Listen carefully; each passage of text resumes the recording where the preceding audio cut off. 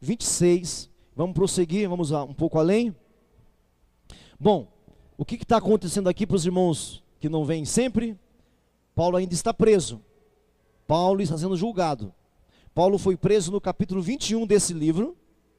Tinha sido preso antes também por pregar a palavra. Mas aqui ele foi preso no capítulo 21 e até agora ele está lá.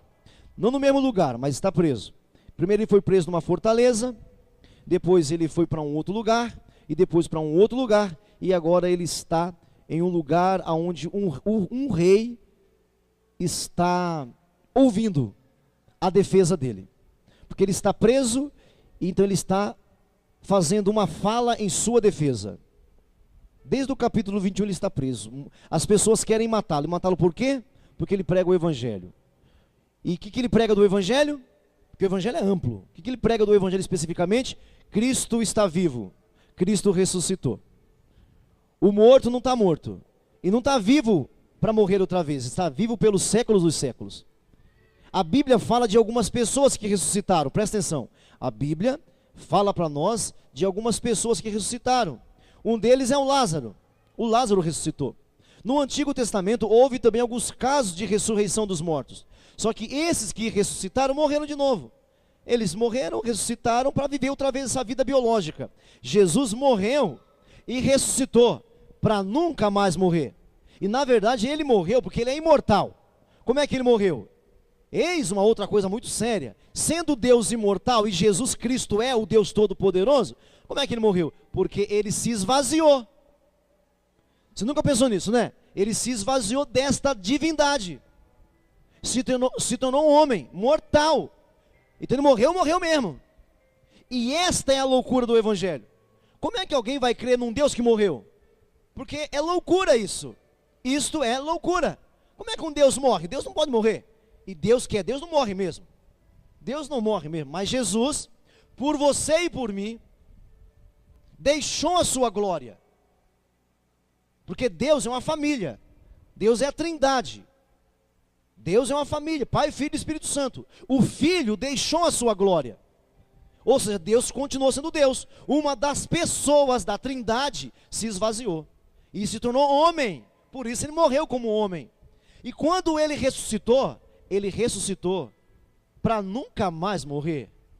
E é isso que o Paulo está falando, de alguém que morreu e ressuscitou para nunca mais morrer. A morte não tem poder sobre ele. Não tem poder sobre ele a morte. Entenderam isso? Isso é chocante, irmãos. Isso é maravilhoso demais. Então Paulo está falando isso. E sempre que ele conta isso, as pessoas ficam enraivecidas. As pessoas ficam com ódio. Porque o evangelho causa um transtorno. Né? O evangelho causa um transtorno. Por exemplo, teve um tempo atrás aqui, que eu comecei a trazer umas pregações falando que Deus não ama a gente. Não me ama, Clóvis ama. Muita gente ficou chocado comigo. E eu gosto disso, amo isso demais. Porque Deus não me ama, Deus nos ama. Nos ama. Não é específico, não é individual. Ele nos ama. Ele deu a sua vida, ele provou o seu amor por nós. Aí eu preguei sobre isso um montão e muita gente achou ruim. E eu gosto quando achar ruim. Quando a gente fala assim, Deus matou o seu próprio filho. Deus matou mesmo. Mas algumas pessoas não gostam, porque parte do quê? Parte de um conceito terreno. Aí alguém fala assim, como é que um pai pode matar um filho? Ei, cabeça de bagre. Nós não estamos falando de coisa terrena. O pai matou o filho mesmo. Ele matou mesmo. Aí quando você pensa no pai da terra, mas um pai não mata um filho. Pai da terra não é exemplo para ninguém, nem mãe da terra é exemplo para ninguém. Esse papo de pai da terra, mãe da terra. Então assim, o evangelho causa um embaraço. E a prova de que eu nasci de novo é que não causa mais embaraço. Porque o evangelho é loucura para quem ouve. É loucura. O que o evangelho diz? O maior é o menor. Engole essa. O morto está vivo, o vivo está morto. Engole essa.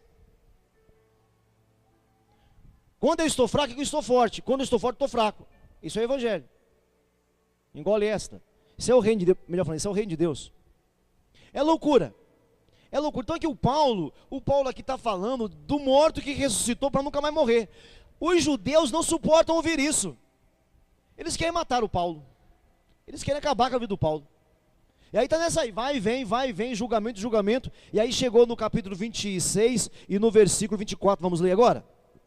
No versículo 24. Paulo acabou de falar, aí vem isso aqui, ó. Paulo acabou de pregar o evangelho para o rei, para os governadores, para o rei, para os intelectuais. Acabou de pregar isso, aí vem o versículo 24. Dizendo eles estas coisas, em sua defesa, Festo o interrompeu em alta voz. O interrompeu em alta voz. O governador. Estás louco, Paulo? Estas muitas letras te fazem delirar. 25. Paulo, porém, respondeu: não estou louco, ó excelentíssimo Festo. Pelo contrário, digo palavras de verdade e de bom senso, porque tudo isto é do acontecimento do rei.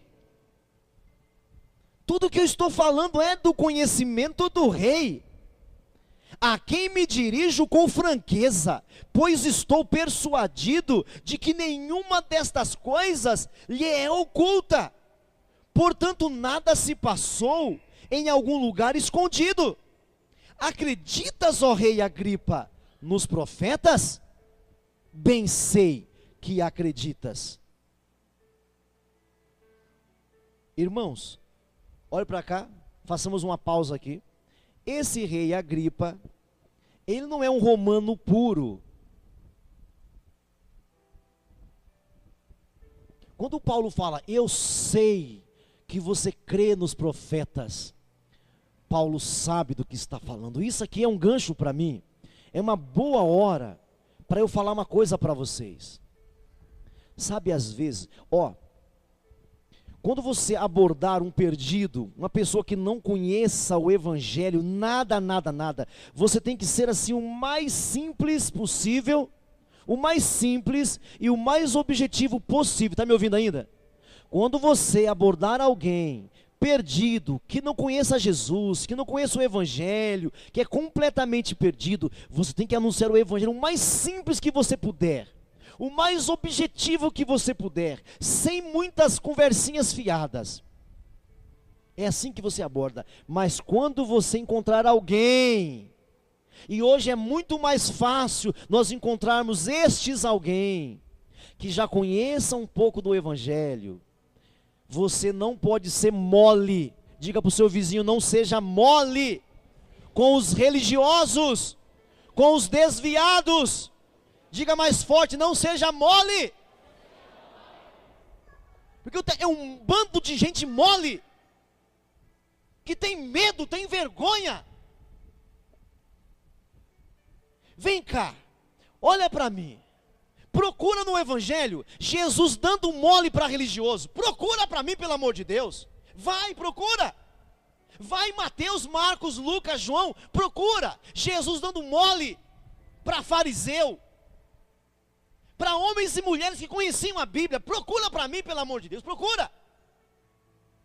Você vê Jesus falando com a pecadora, abraçando os pecadores, comendo com os pecadores. Mas quando Jesus encontrava um religioso, ele não dava mole. E nós, querendo ser melhores do que Deus, achando que descobrimos o amor, porque é assim, algumas pessoas pensam que inventaram a roda. Não, tem que amar o quê, rapaz? E quem disse que amar é passar a mão? Quem disse que amar é dar beijinho? Quem disse para você isso? Porque o amor que eu conheço na Bíblia é diferente, porque Deus amou o mundo de tal maneira que deu o seu filho. Amar é dar, é se entregar. Então quando é que nós vamos acordar? Paulo aqui, ele fez a lição de casa. Paulo, vou repetir, ele fez a lição de casa. Ele sabia quem era o rei. Tanto é que no começo do texto, que nós lemos aqui semana passada, fala quem era a esposa dele, da onde vinha. Meu irmão. Paulo fala assim para eles: crês nos profetas, ó rei? Eu sei que crês. Ele parte de um conhecimento que o rei tinha.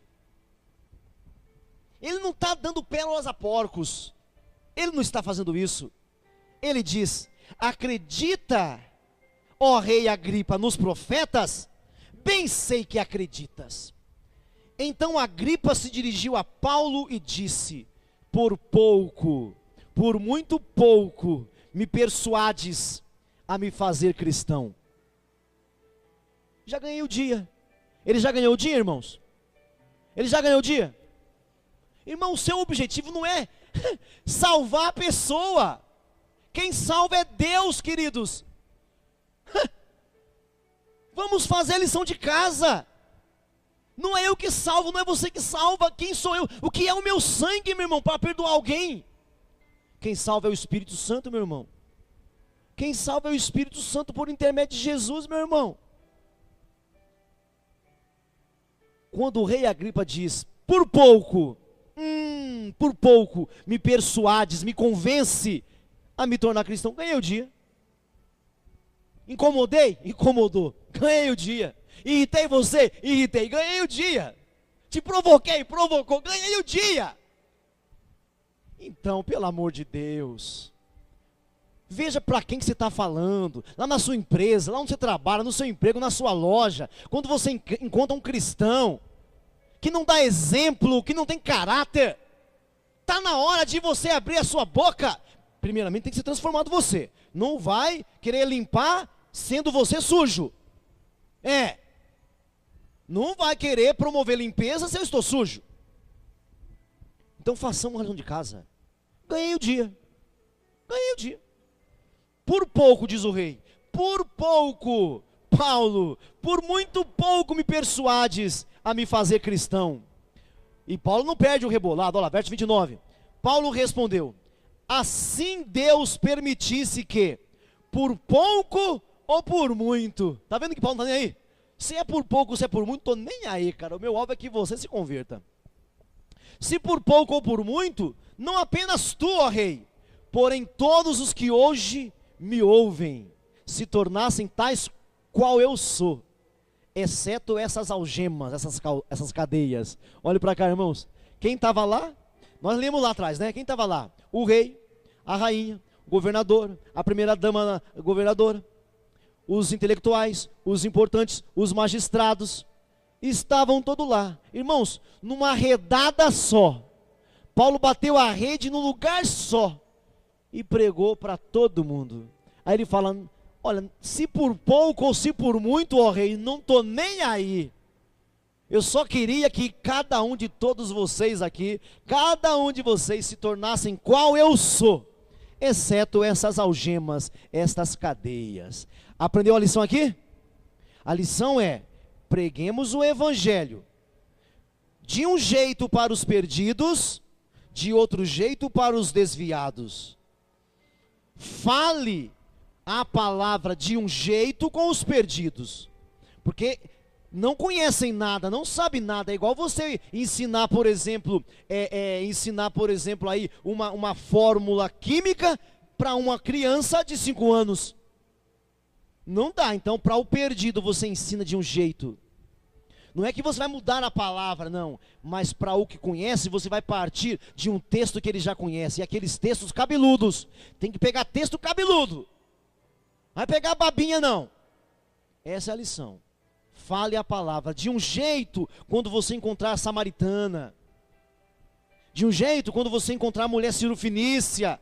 Mas quando você encontrar o Nicodemos, irmãos, aí a coisa é mais séria. Mas fale a palavra. Continuemos. Verso 30. A essa altura, levantou-se o rei e também o governador e Berenice. A essa altura levantou o rei e também o governador e também a Berenice, como os que estavam assentados com eles. E havendo-se retirado, falavam uns aos outros, dizendo: este homem nada tem feito passível de morte ou prisão. Então Agripa se dirigiu a Festo, que era o governador, e disse: este homem bem podia ser solto, se não tivesse apelado para César. Bom, olhe para mim. Mais uma vez está claro, Paulo tem culpa? Diga sim ou não para mim. Paulo tem culpa? Já tinha visto isso na primeira reunião, no primeiro julgamento, já falaram isso. No segundo julgamento, no terceiro julgamento, e agora já nesse daqui, está sendo claro, não tem culpa. É um homem do bem, é um homem que faz o que é certo, é um homem de Deus. É claro isso aqui é ensurdecedor. Ele está limpo. É uma perseguição por causa da vida cristã. Paulo era perseguido pelo bem que fazia. E você acha que conosco será diferente? Francamente, meu irmão, oh, pelo amor de Deus. Ah, queridos, esse evangelho de hoje não dá conta, meu irmão. Ah, pelo amor de Deus, não tem graça. Esse evangelho água com açúcar. Sabe esse evangelho? Leva a toalhinha orada, leva o lencinho orado, leva a água orada, vem buscar a toalha, vem buscar o sal, vem buscar a rosa. Esse evangelho, água com açúcar, irmão. Acorda para a vida, rapaz. Esse evangelho maligno, em que ensina o povo a só ganhar, só a possuir, isso não é evangelho. Isso não é evangelho. Nós teremos perseguições, queridos. Todos aqueles que quiserem viver piamente é piedosamente, sofrerão tribulações. Quem é você? Ah, está magoadinho você. Você está magoadinho.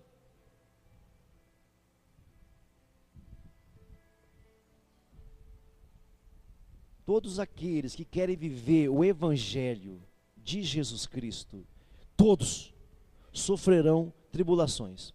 Não sofrerão o tempo todo, mas de tempo em tempo você será perseguido. E essa é a prova de que Deus está com você. E quando eu digo Deus, eu estou falando de Jesus.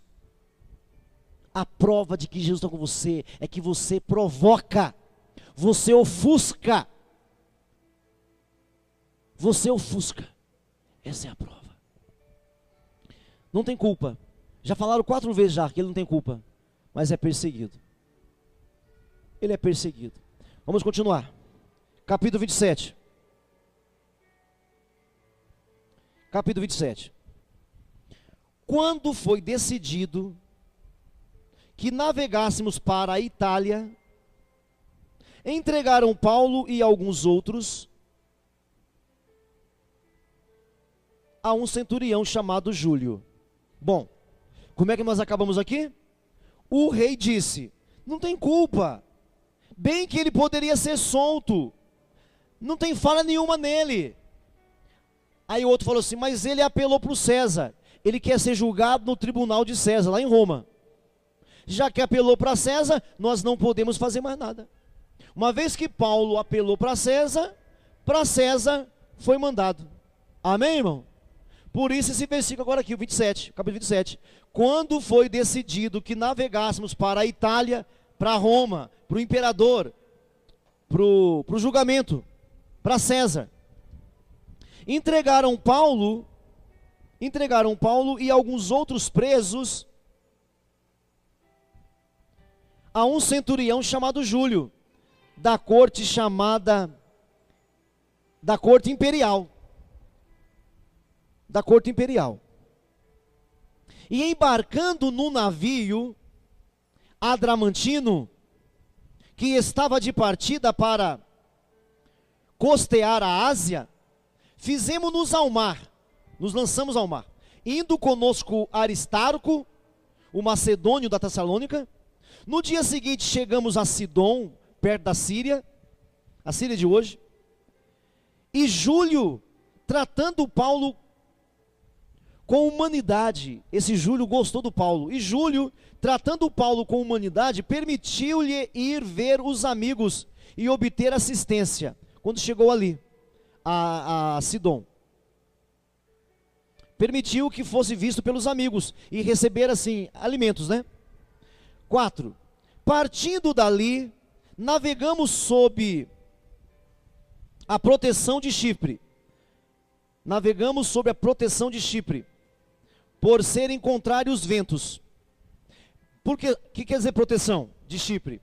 Com Chipre, uma ilha que tinha atrás dele, nas costas dele. Eles navegaram tendo atrás dele uma ilha chamada Chipre. Não é que eles acreditavam em algum deus chamado Chipre, viu? Tá bom? É a ilha que ficou atrás deles.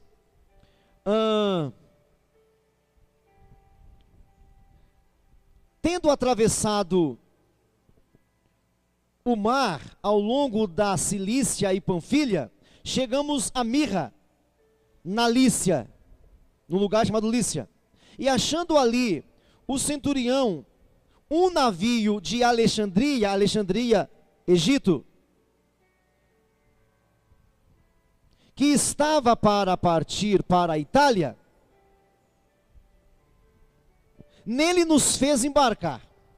Navegando vagarosamente muitos dias, e tendo chegado com dificuldade de defronte de Cnido, não nos sendo permitido prosseguir por causa do vento contrário, navegamos sob a proteção de Creta, agora a outra ficou para trás agora, na altura de Salmona, costeando-a penosamente, costeando com dificuldade, chegamos a um lugar chamado Bons Portos,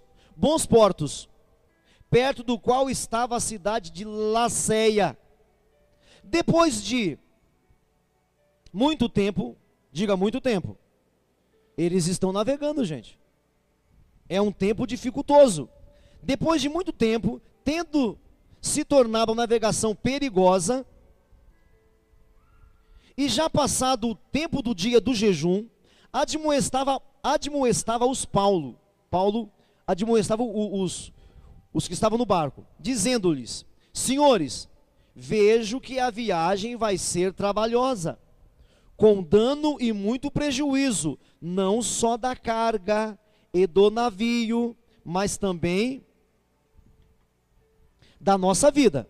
Vejo que a navegação vai ser trabalhosa, com dano e muito prejuízo, não só para a carga e do navio, mas também para as nossas vidas.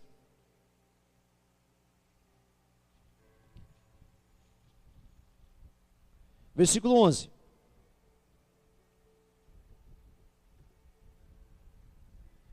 Mas o centurião dava mais crédito ao piloto e ao mestre do navio do que ao que Paulo dizia.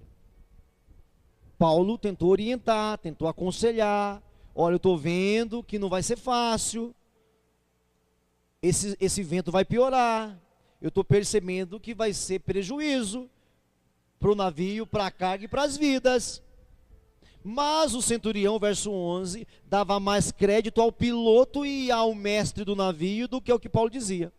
Não sendo o porto próprio para invernar, a maioria deles era de opinião que partisse dali, para ver se podiam chegar a Fenícia, e aí passar o inverno, visto ser um porto de Creta, o qual olhava para o nordeste e para o sudeste.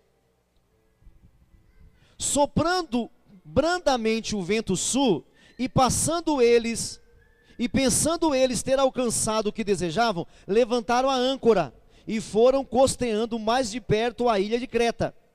Entretanto, não muito depois, desencadeou do lado da ilha um tufão de vento, chamado, o nome do tufão era Euroaquilão. O nome de tufão igual hoje, né? Não, lembra quando teve aí esses terremotos, teve esses furacões, que era Katrina, lembra disso? Desde sempre foi assim, a gente dá nome, dá.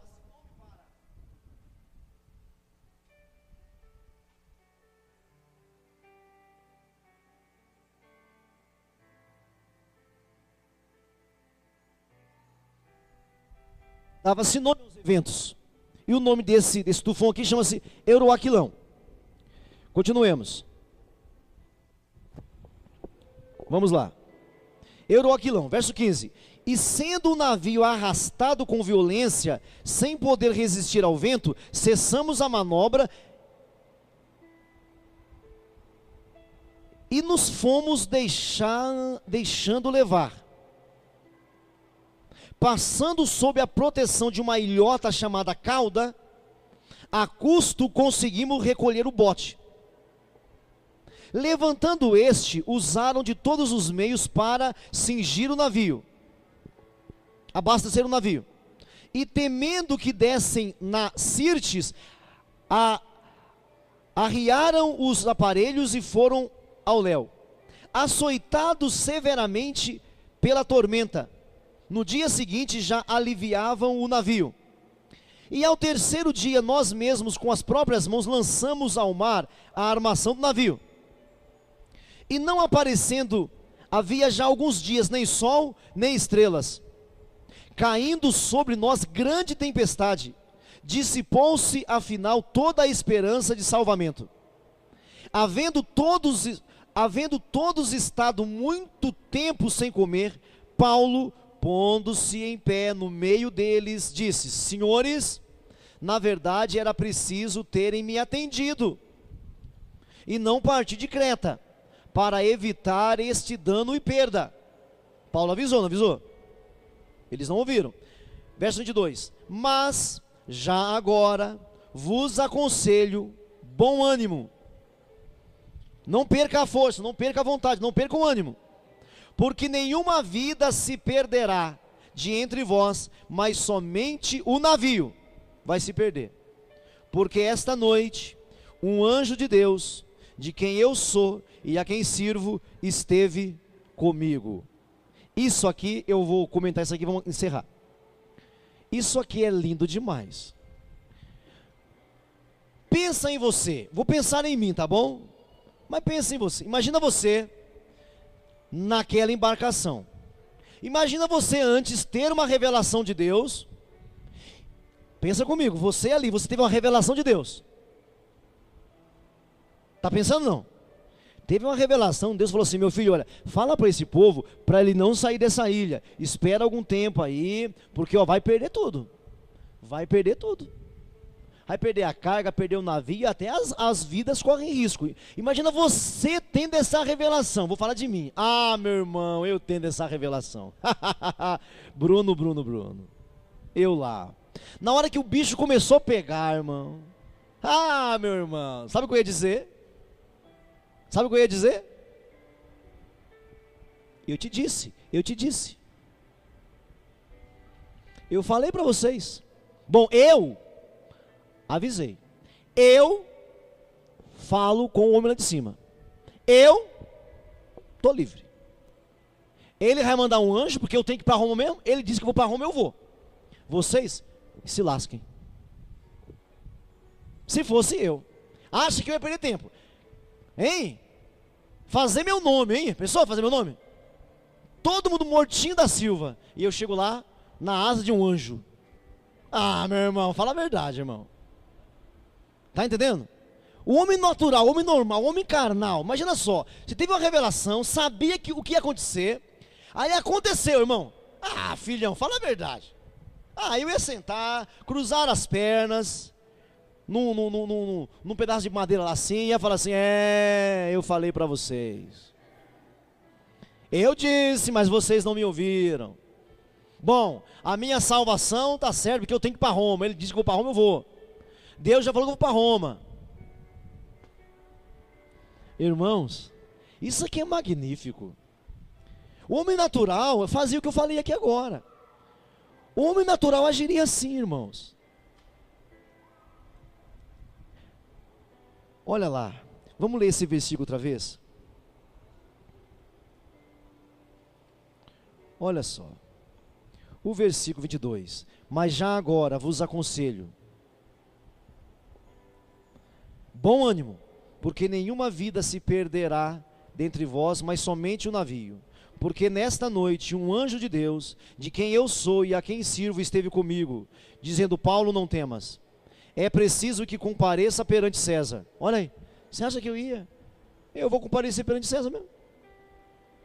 Eis que Eis que Deus, por sua graça, te deu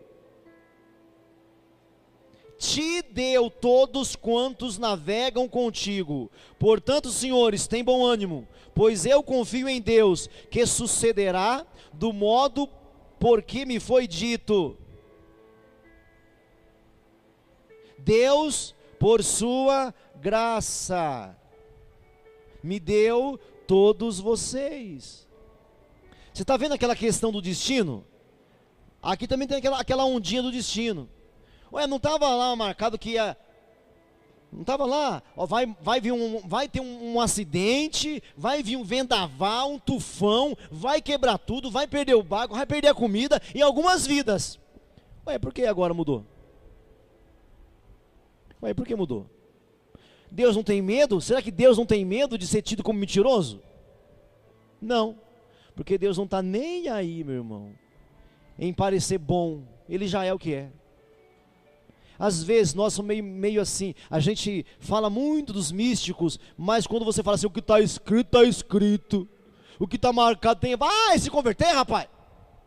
Parece bruxo falando, está escrito, a hora da morte está marcada, se tiver que ser, vai ser. Eu estou falando com bruxo, é?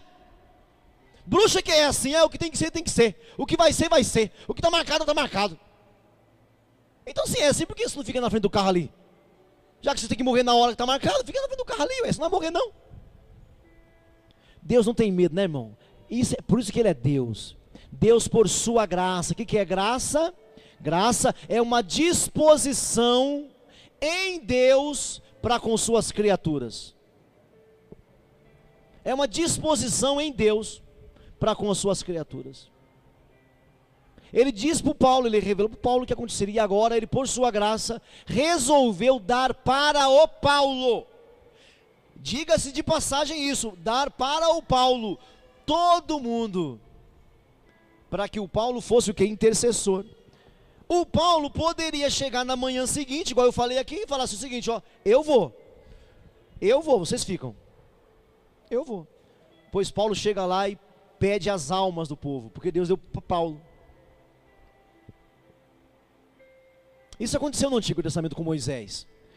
Quando o povo fazia uma besteira, Deus chegava e falava assim, Moisés, esse teu povo, Moisés, esse teu povo, vou te contar, é fogo, Moisés. Deus é assim. Quando você é obediente, você é de Deus. Mas quando você é carnal, você é do seu pai, da sua mãe, de qualquer pessoa. Então Deus não tem medo. Com isso aqui, a gente fecha. Deus não tem medo. Ninguém vai morrer. Vai perder a embarcação, vai perder o alimento, mas ninguém morre. É tudo na sua mão, Paulo. Você é o responsável. Por causa de você, Paulo, eu salvo esse povo. Pois é, irmão. Então não tenha medo, né, irmão, de embarcar nessa. Hein, queridos? Não tenhamos medo. E se o Paulo morresse? Não tem problema também. Afinal de contas, depois acaba morrendo. Um dia ele morreu, não morreu? Não é assim? Para o cristão é assim, ó. O cristão é assim. Se amanhã o cristão acordar, Deus está com ele. Se o cristão não acordar, ele está com Deus. O cristão verdadeiro. Os que não são cristãos, não. Os que não são comprometidos com Deus, se não acordar, está no Sheol, está no inferno. E não é porque somos especiais, não. É porque resolvemos aceitar o Evangelho. Um cristão verdadeiro, se acorda, Deus está com ele. O Senhor Jesus está com ele. Se não acorda, ele está com Deus. O não cristão, não. Então por que você teme? Por que nós temos medo? Se a nossa vida já está resolvida, a ressurreição já está dentro de mim já. Eu vou ressuscitar para a vida, não é para a condenação. Nós vamos ressuscitar para a vida. Ponto. Por que você tem medo então? Feche seus olhos, curva sua cabeça. Por que você tem medo? Se não há maior que o nosso Deus, se não há melhor que o nosso Deus, não há igual. Curva sua cabeça, feche seus olhos agora, em nome de Jesus.